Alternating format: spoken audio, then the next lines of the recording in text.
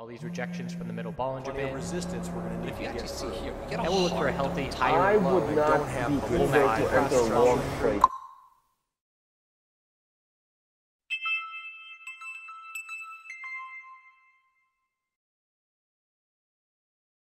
Hey everyone, checking in on this space. Going to do the same tickers as yesterday with one change, taking out PYX, which is favoring the bears. Didn't get any break of the 4-hour resistance, and swapped in PLTH, which has been in breakout mode.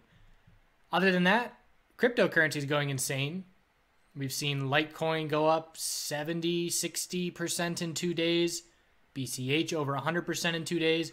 So that means I'm going to be busy and sleep deprived in the near term future. But looking at these names, we've got CGC leading it off. So today we had the S&P 500 start strong and end fairly weak. And you could see with the USMJ names, while we don't have the tick for tick correlation that we see in the Canadian names that are listed on major exchanges, we definitely see correlation in the sense that we started strong on a lot of names, Cura, CWeb, TRUL, and then we faded towards the second half of the day. And if you overlay the charts, again, they're not tick for tick, but you can see that clear shift in sentiment from the morning. So we'll have to see if SPY is giving us indication tomorrow that daily consolidation is coming. And if that's the case, perhaps that means daily consolidation in some of these high flyers. As far as CGC goes, we did get bullish continuation first thing this morning, but then we faded a little bit. And we have to be cautious here because we got a break of resistance without any follow through. So we broke resistance by 13 cents, less than that, 13 cents, and then faded. So tomorrow's going to be telling if we get a bull break more convincingly over 44. That will be a sigh of relief to the bulls. But if we fade back down into the 42s, that's a bull break with no follow through, which means zoom out and look for a potential flag. And while I would not call this a textbook bear flag, if you look at the 2-day time frame and condense things a little bit, that is absolutely a weak bounce that is a potential bear flag. So the bears are going to have to follow through and take us back down towards the key 4205 support in order to increase the odds that it is a bear flag. And again, whether or not SPY consolidates the next couple of days is probably going to have a significant impact as to whether that plays out or not. But as of this point, the CGC bulls do still have an hourly uptrend. We just didn't find a support level once we topped out this morning. And again, just like SPY, CGC started strong, topped out at the high of the day the same time that SPY did, and then faded without establishing a clear hourly high or low into the end of the day. So bulls need to be a bit cautious. They still have short-term control, but they want to get more follow-through with another leg up over 44. APHA, pretty healthy consolidation overall. The hourly time frame, we did lose the uptrend. We now have a tightening range heading into tomorrow. So the high of the day and the low of the day were both set at the same time. We did form a higher low in the middle of the day at 90, make that 975. So 975 and 963 key supports, resistance, $10 and 10.17. Earnings are approaching, and we're wondering, can the bulls shift this momentum back over 10 and have attempted continuation on the daily heading into earnings? So at this point, if you're just looking at these 5 days, you could say that this is a potential daily bull flag. And we're going to have to break this tightening hourly pattern bullish for that to be the case. ACB, so we had a bearish reaction to dilution news at the end of the day yesterday, or after hours yesterday. And that instantly decreases the odds of this potential 4-hour inverse head and shoulders pattern that we're watching. It has not negated it. The bulls did a pretty good job holding on today. I thought we'd see a bit more weakness than we did. But we have this inverse head and shoulders is still there. Note the low of the left shoulder was 882, or make that 875, and right now this low is 882. So we are still in line, but we need to see the shift, and we need to see the bulls get back over $9 and ideally break 905, the high of today. If we can break that level tomorrow, this pattern is absolutely still alive and looking back up at 930 resistance. If we can't break 905, then we have to be skeptical and cautious because again, the bear news definitely derailed things. We had, let's see, CGC was green, APHA closed break even, VFF was green. Some of the Canadian names, the major names, were green, and APHA, or I should say ACB, did stand out this morning as being weaker than most of those other major names due to that news. Cron on the daily time frame, still not really doing much, losing a lot of interest, volumes dropping off. 4-hour chart a little bit tight. Hourly, we've got 928. Make that 1928, 1924, 1976. Make that 1876, 1862. Just these clear little lower highs. Let's see what it looks like if we draw a trend line at those resistance levels. Some clear rejections. And we don't really have much for an uptrend to be drawing at this point. More of a base of support. But we're looking down at 1788 as we faded on increasing bear volume at the end of the day. Clear hourly lower highs. And just 1788 and 1724 support. Daily chart not really giving us much indication of the bulls shifting momentum in their favor. TLRY also not doing anything for the bulls. Double top 64.85 the last 2 days. And support is going to be 63.18 and 62.52 as the bears are trying to see another leg down. And we can't change momentum here. Cron and TLRY are weaker. CGC and ACB. CGC, ACB, and APH I'd put on one side, and I'd put Cron and TLRY out of the major names on the other side in terms of the strength rankings. So VFF today saw a huge follow-through, and the bull signal was the break of the daily inside bar, and the confirmation was the break of the high of 2 days ago. So 2036 was the bull break. 2055 confirmed it. Significant follow-through to start the day, but we got overextended. Look at the names that topped out at noon. That's when SPY topped out. So anybody that topped out at noon after strength in the morning, high of the day at noon, and then consolidated into the end of the day is seeing SPY correlation, and VFF is definitely a part of that. We still have the hourly uptrend, but we have pulled back pretty significantly from the high of the day, a solid 5%. So again, the most likely scenario, in my opinion, is a lower high compared to the all-time high. But we keep forming a higher low every day now for 5 days in a row. And as long as that keeps up, we keep the hourly uptrend and we keep the potential of new all-time highs in play. If we lose that hourly uptrend, our daily lower high is set, and then we then look for a pullback and for a higher low compared to 1676. So we closed right in the middle of a large range for yesterday. We're going to look for the bulls to try and form an hourly higher low compared to 1969 tomorrow morning. And for the bears to take over the short term, it's going to look like a lower high and then a lower low, in my opinion. I would be surprised if we dropped straight down and broke that support level from here after already consolidating the second 4 hours of trading today. So bulls still have it, but we know to be cautious if we lose the hourly uptrend. And that was a decent amount of bear volume at the end of the day in the last 45 minutes of trading. So looking for a higher low compared to 1969, and then it's just a question, do we form a lower high and lower low after that? T-God red flags were given yesterday with the inability to see any follow through, and here we are testing its support of 446. If 446 breaks, we're looking down at 426 as the next level. Weekly time frame, no indication that our weekly higher low has formed because we failed at changing this daily trend, just forming lower highs at 508 and 492. So weakness, close near the low of the day, slight uptick in bear volume, and a key support test short term is coming first thing tomorrow. TRST, we got the red flag yesterday with the inability to break the daily inside bar bullish.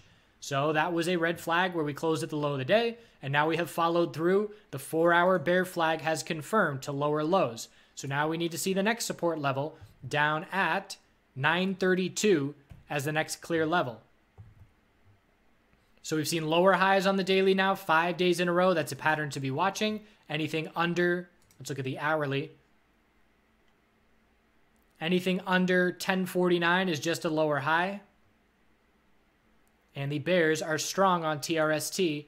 And until we can shift this 4-hour trend, we are not going to see that change. OGI, all-time high today. Pretty strong close. We did see a 15% bull run in 4 days just to get to resistance, so we didn't get a whole bunch of follow-through once that resistance did break. Hourly time frame still has the uptrend. 974 is key support tomorrow. If we break that level, then we have to look at the potential of a daily higher low forming if we lose the hourly uptrend. If the bulls can hold it and break 1003, we'll get continuation and new all-time highs tomorrow. 1010 will be the next resistance level to keep an eye on. So OGI definitely in the stronger Canadian MJ name category. TRST definitely weaker. VFF definitely stronger. So again, just trying to group these guys a bit. So we'll put VFF and OGI over with CGC and APH as the bit stronger names. T-God, TRST are weaker. Hexo still giving us this 4-hour equilibrium. So we got the high, low, lower high, higher low, lower high. 908 is resistance, and anything above 835 is a higher low of support. So potential fishing entry off of that support.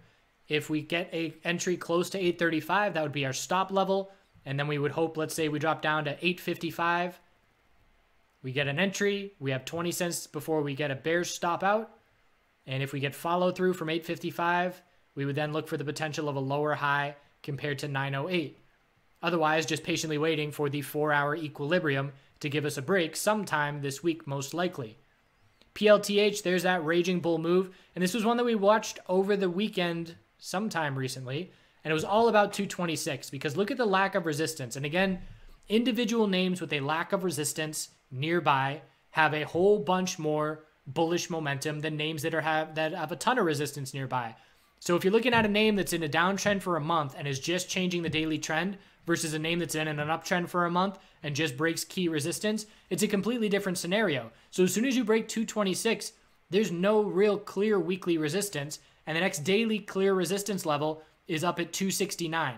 So that's a huge amount of space for the bulls to work with, well over 15%, and you can see we just flew right through it. And this is an ideal chart where you have increasing bull volume. Every red day has been an inside bar of low volume sideways consolidation. 4 of the last red days in the last 3 weeks of trading, all inside bars on low volume. That means we had a daily higher low pattern every day for 11 days in a row now.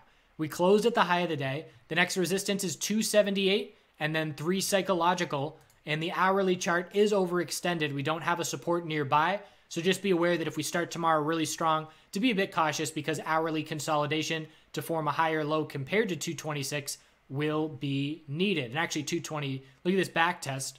So that was our key resistance that we broke, back tested, bounced right off of it twice, and then saw continuation. Previous resistance now acting as support. PLTH bulls in a big way keeping control. And this is a name that $3 million can see huge movements, tells you it's thinly traded. LABS earnings reaction, new all-time high, but profit taking and close at the low of the day.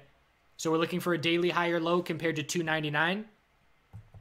Anything above 299 keeps the daily uptrend intact. Not surprising to see profit taking on earnings because we see that often. Lower high and lower low.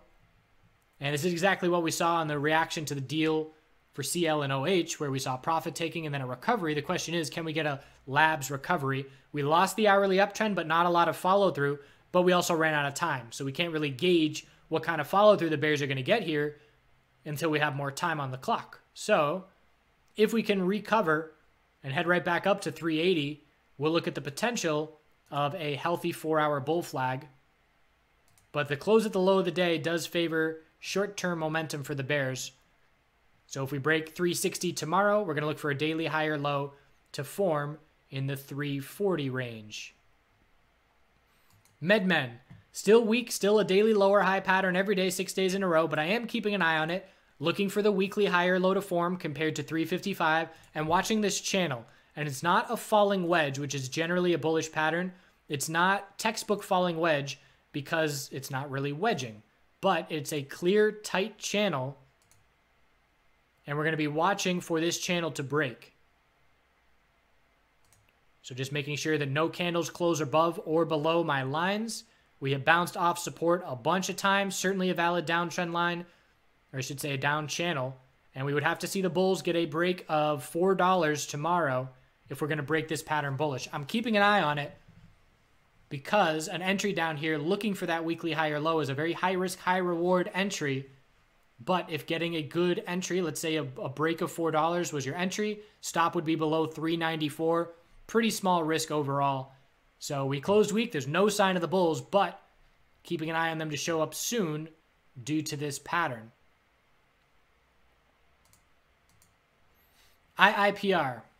So I'm going to talk a little bit more in depth because I did actively manage my position today. I talked about how I entered IIPR yesterday in the mid 77s. So we started out today, best case scenario. We looked great.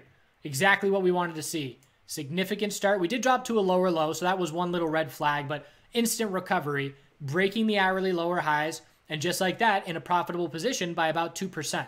So great start. Let's see if we can get this daily bounce going. The S&P 500, extremely strong to start the morning. And this is the bounce we're looking for. So we then had a 5-minute higher low, no big deal, no red flags. Lower high, there's our red flag first thing. Our change of the 5-minute trend with an uptick in bear volume when that support level broke. And that was a red flag. So when I'm entering a trade, I'm entering a trade for reasons. My reasons on IIPR I highlighted in the video yesterday. Hourly RSI, 4-hour RSI at historic bounce levels, beginning to scale in because I'm not going to try and nail the bottom, but looking to start that entry. So I entered one position and then the bounce gets going. What this bounce did was it cooled off RSI levels. My reason for being in the trade is no longer the case. The hourly RSI cooled all the way off to 40, and the 4-hour RSI with extended hours on, it cooled off from just under 30 to the mid 30s. So those two things happening tell me, okay, my reason for being in the trade is no longer the case, and the fact that we did not get followed through on that bounce is a red flag to me. Where are we? There we are. So the fact that we did not get followed through is a red flag, and the RSI levels cooled off. So that instantly tells me start to manage your position and be protective by scaling out, maybe half break even. And I did exit half position right about break even. And then I re-entered because I could see this setup and I said, all right, the most likely scenario from here is a 15-minute equilibrium. The odds that we're going to go from the high of the day straight to the low of the day are not likely. So I made an entry, re-entered at 76.30, and then sold really quickly at 76.95. I could have held for another dollar, absolutely, but I did not anticipate the bull bounce would be this strong because, again, the bears pullback was stronger than anticipated as well. So I wanted to take that short-term profit quickly after a short-term little quickie bounce with no bull volume behind it, which was another reason I exited quickly. But I exited with a 65-cent gain, which is just under 1%. So what that does is that now lowers my cost basis, my break-even point of my remaining position, 65 cents, because I entered with the same amount of shares that I already had. So my average goes from the mid 77s down to the upper 76s. And that makes me extremely more comfortable with where I'm standing in that position. So the red flag started to have me manage this position a little bit more actively, and seeing what I thought was a clear setup for a 15-minute higher low made that trade possible. So then we formed a lower high, and I exited some more, anticipating that we're going to stay in an equilibrium tightening range, and ended up with a small gain, not even worth, it's a taco gain, no big deal. But the bottom line is knowing when to exit when the trade does not do what you are anticipating it to do. I had two ways to play this. I could now say, well, I hope it turns around and I hope the bulls can fix the lack of momentum we saw and tomorrow it goes up. Or I could exit with a small gain, have a fresh, clean slate, not have to think about this position at all, and watch tomorrow to see if the bulls can actually prove something to us. And if not, then I'll still be interested in the low 70s at the same play, depending on what the RSI levels are. So that's how I actively managed a position to get my cost basis more comfortable to eventually exit with short-term profit. SPY weakness after noon. Look at where we topped out. High of the 15-minute bounce, the lower high, is right at noon. And then we faded with SPY weakness. SPY weakness was another reason that I exited. SPY has been strong for 4 days in a row, as IIPR has been weak 4 days in a row. If SPY starts consolidating on the daily, what's that going to do to the IIPR bounce attempt? It's going to make it a lot more difficult. So a bunch of little red flags had me exit that trade just over break even to be able to reassess with a fresh, clean slate and not be dragging around red positions. OH, blue sky breakout. Daily inside bar and double top at $12 broke instantly, and then we broke $12.30 and we closed over that level. So this is telling us that the market approves of the deal between OH and CL. They both hit all-time highs today. We saw initial profit taking, bulls bought those dipped, and we see continuation. It ended up being a daily bull flag, and resistance is now $12.50 and $13 on OH. CL, strong follow through as well. Very quick dip, new all-time high 3 days in a row. Resistance 16.88 and 17. Let's actually go back to OH just to find our hourly support. Bulls are hoping that 12.26 is an hourly support level, not really clearly established, and not a major red flag if 12.26 doesn't hold tomorrow morning. We'll still be looking for an hourly high or low. CL, all bulls, high of the day, all-time high going to be tested again tomorrow. Last hourly higher low, we'll call it 16.24, the low of today. Well, yes, that's what we'll call it. Because again, I would say 16.64, but we didn't bounce enough off of that level. So it's not clear enough that that's a support level that is a higher low. So low of today will be key for CL and OH, and the bulls are going to test that all-time high first thing. TRUL. So I sold TRUL yesterday.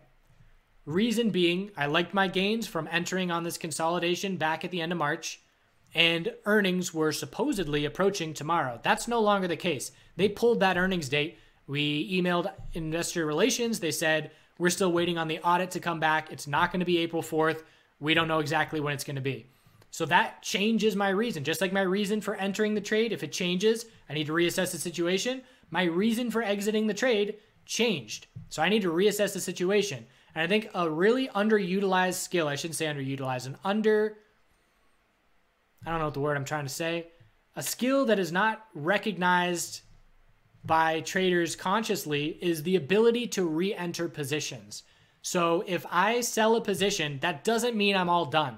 What I did with Bitcoin, when Bitcoin was running to 20,000, I would buy at 15,000, sell 16,000. Buy at 16.5, sell 17. And I would protect myself by ensuring that I'm locking in consistent profit, knowing we're extremely top heavy, and knowing that a pullback is inevitable, but still playing on the way up. If I sell and then say, well, I'm done that trade and it's running away from me and I don't want to rebuy higher, I'm missing out on huge profits. So I rebought TRUL higher. I sold it at the low. I'm playing the OTC ticker. The OTC ticker was down in the low 14s when I sold it yesterday. I rebought it today at 15, and then we ran up to 15.85. So that's a 5% move that I had access to because I wasn't afraid to rebuy, knowing that the bulls were still strong. Another reason I rebought, you could probably tell in the video yesterday, I looked at the setup on the chart and I said, I actually got a little bit of FOMO looking at the chart yesterday and seeing how good this setup was. And then another reason is I looked at CWeb and Cura today, which were both up 6 to 10% when we had the morning strength, running blue sky breakout. And I said to myself, okay, if I'm a bull in those names and I'm going to take profit in those names, where am I going to put my profit to work? Who's going to run next? And TRUL is a shining star for that, because if we get over 2030, which we did today, you don't have any resistance until the all-time high of 23.85. So I made an entry today at $15 on the US side of things, which was just under 20 psychological on the Canadian side of things. So I did enter right under the psychological resistance, and that wasn't an ideal entry. So I did have to sit through a very brief period of being slightly red. My stop was going to be the low of the day, and I would have exited if we hit a new low of the day, because again, that's not the setup I'm looking for. It didn't play out as I was anticipating. And fortunately, we got a huge break of $20 and instantly broke 20.30 and saw a 5% move to the upside. So I ended up holding that position, wanting to see a longer term trade. I want to see TRUL make a move towards all-time highs. So I sat through all this consolidation and I had a day maker of profit, and actually a 2-day maker of profit, that faded back towards break even.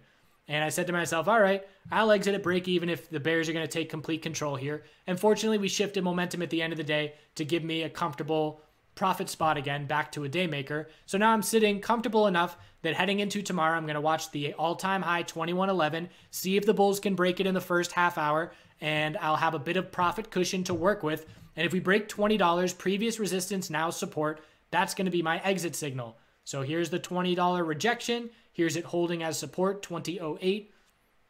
And it's all about whether we can get follow through into tomorrow. Also being cautious of a potential volume climax, which may be incoming as well, as we have pretty much gone 30% in the last 6 days. So I will be looking to take profit in the near term, but if the bulls can show me a clear break of 21.11 first thing tomorrow morning with some solid volume, and we head up towards 22, that will keep me in the trade a bit longer. But it is a short-term trade at this point. Again, because we're overextended and because I rebought higher, so my entry is not as good. I'm not as comfortable, but I'm not going to sit there and just watch this bull move go without me. I'm going to re-enter my position at a higher price and still be able to profit from it. IAN, big upper wick of profit taking today, looking for a higher low to be established on the hourly, but it didn't happen before the end of the day. So we knew we were overextended. We started the morning strong, just like everybody else. and the last hourly higher low was 715. So we're looking for an hourly higher low to form inside bar, inside bar. If it breaks bullish, then we have our new higher low at 745. If it breaks bearish, it hasn't been set yet, and an hourly equilibrium will be the most likely scenario from there. So I'm watching for a tightening range, and we'll see where our hourly new support level is established. And again, my IAN position is longer term, and I'm concerned with the weekly uptrend. That's what I'm using to gauge my position off of, and going to be watching the range of the last 2 days, as we are going to likely stay within that range, probably through the rest of the week, I would assume. Unless the bulls can give us a nice surprise. CRUA, blue sky breakout. The 4-hour equilibrium broke bullish yesterday, got followed through today over 1369. We consolidated at the end of the day. We topped out at the high of the day this morning. Lower high just after noon when SPY saw weakness.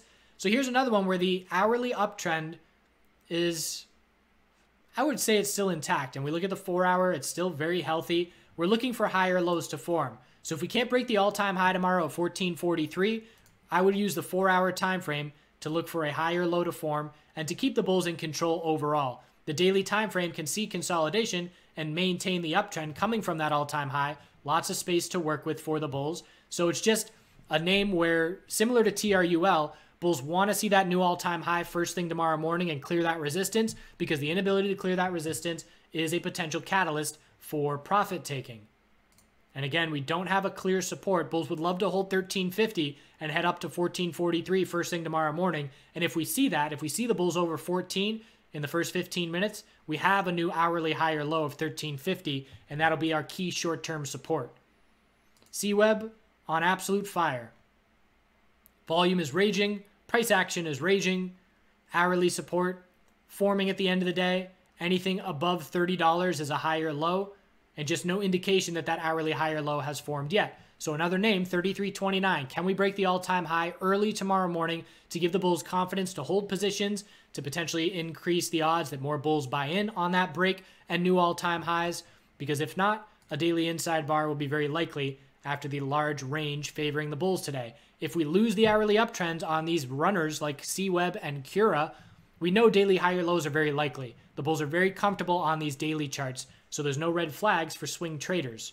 KHRN, daily inside bar today, tightening range. If we break it bullish, there's potential that our weekly higher low has formed. It won't be enough information, but it'll be the start of shifting those odds in favor that that weekly higher low has formed a bit more. If we break bearish, then that is certainly not the case, and we're watching 336 and 307, actually 336 and 330 as the next support levels. So daily inside bar, tight pattern on the hourly on watch into tomorrow. And Harv, blue sky breakout without much follow through, only broke resistance by 5 cents, but it is a higher high. Bulls want to break it more convincingly tomorrow, and we do have an hourly support of 1369. Break 1369, and we're going to look for a healthy daily higher low to form, and otherwise bulls want to break 1405 first thing to see that continuation. So another day where USMJ stands out versus Canadian MJ. We have blue sky breakout on OH, CL, CURA, CWeb, HARV. TRUL does not have much resistance to blue sky breakout. And I think that's all we got for now. But that's 5 names in blue sky breakout versus Canadian MJ, which has labs and OGI at this point in time, which is certainly much less.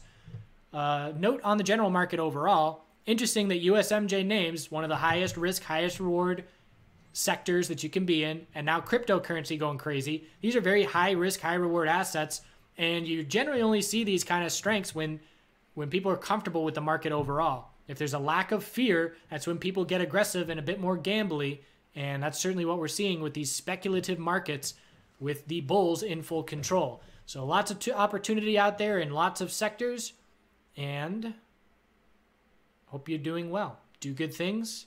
All-time high tests all over the place tomorrow first thing. Watching the S&P 500 to see if we break the low today and give the indication that daily consolidation is coming. If it does, we know that's going to be a little bit of a headwind on some of these names.